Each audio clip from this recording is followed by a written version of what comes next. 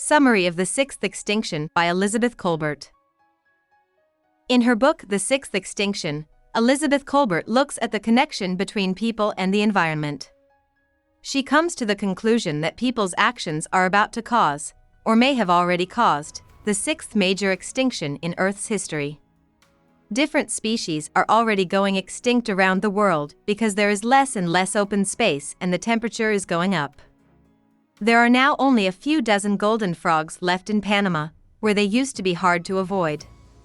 When Kolbert went to Panama to study the golden frog, it made her want to learn more about extinction and its role in the past of science. Kolbert found out that people didn't know that some animals went extinct for a long time in the past of science. The famous scientist Georges Cuvier was the first to say that some species that lived a long time ago are no longer alive. Fossils of mastodons, giant sloths, and other big animals from the past were found by Cuvier and others of his time. This supported the idea of extinction even more. But Cuvier thought that extinction is a slow, steady, and sometimes random process. Scientists didn't understand that people can change the climate so much that some species go extinct until after Charles Darwin's important book on the origin of species came out. Not until the late 1800s did scientist Alfred Newton come up with the idea that people could help save species that are in danger of going extinct. He did this while trying to protect the last few great auks that lived in Iceland. For a much longer time, experts didn't understand that people were killing off hundreds of animals. In the 1980s, Walter and Luis Alvarez wrote a study that changed the way experts think about extinction. In it, they said that the dinosaurs died out because of a big asteroid hitting the Earth. At first, the Alvarez's idea was not taken seriously, but over time, it became accepted. In other words, this supported the idea of mass extinction, which says that many species die out all at once instead of dying out slowly over time. One reason species go extinct is that traits that were useful in the past don't always work in the present. For example, the ammonite, an ancient animal that looks like a nautilus, was very common because its small, tiny eggs were carried around the world by currents. However, when an asteroid hit Earth, the ammonite eggs were not strong enough to live. In other words, a trait that helped evolution turned out to be a big problem. The Earth's temperature, pressure, and climate change quickly all the time, which means that species are always having to deal with threats to their life.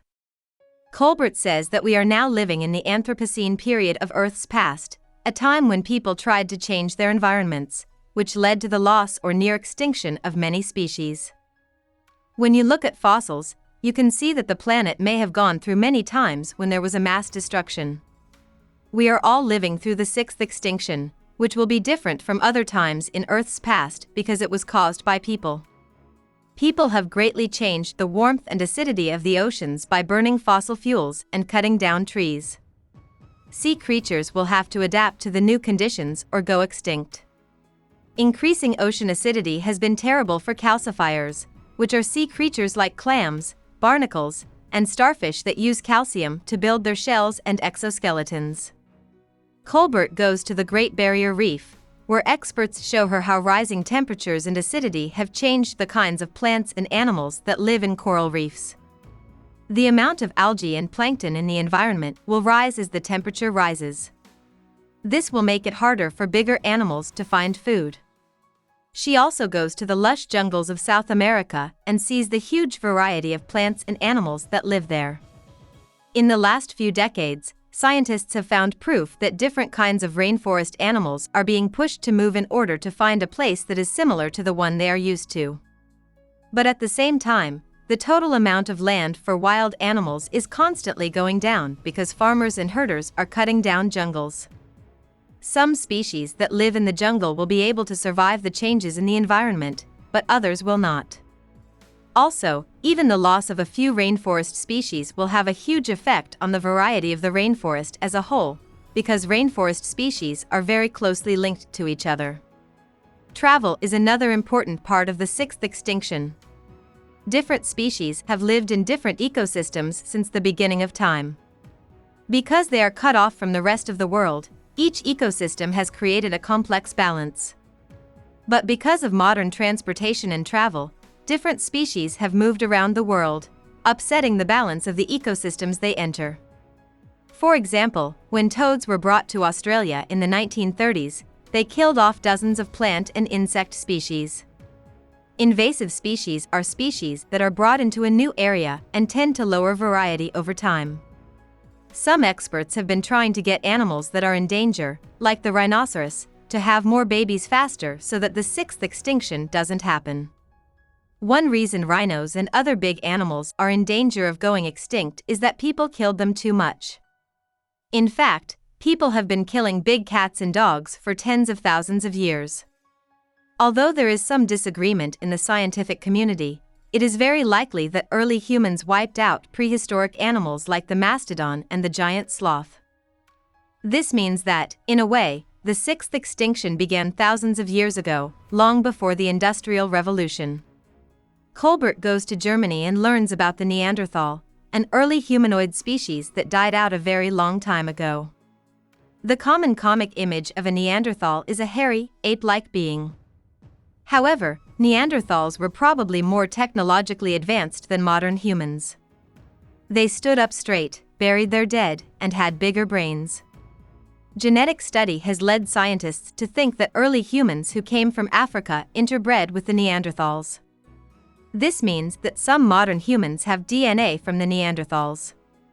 Maybe the fact that humans have lived through extinction while Neanderthals have not shows a trait that only humans have: mad ambition.